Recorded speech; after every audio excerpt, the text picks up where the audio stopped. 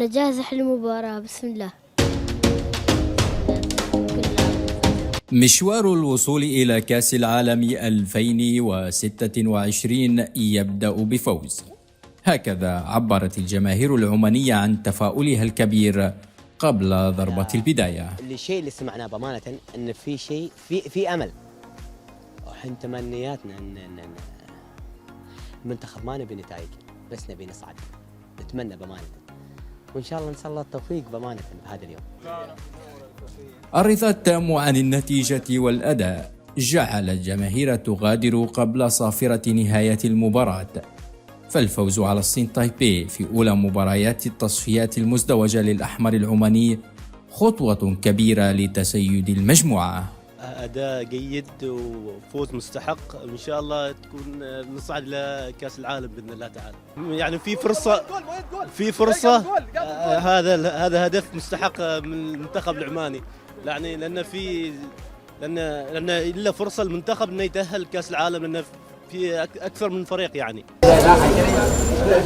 لا شك أن ما يهم الجماهير حلم المونديال، خاصة بعد زيادة عدد المنتخبات المشاركة في البطولة، وهي فرصة لا بد من استغلالها ليعود الفرح في الختام إلى هنا كما بدأ.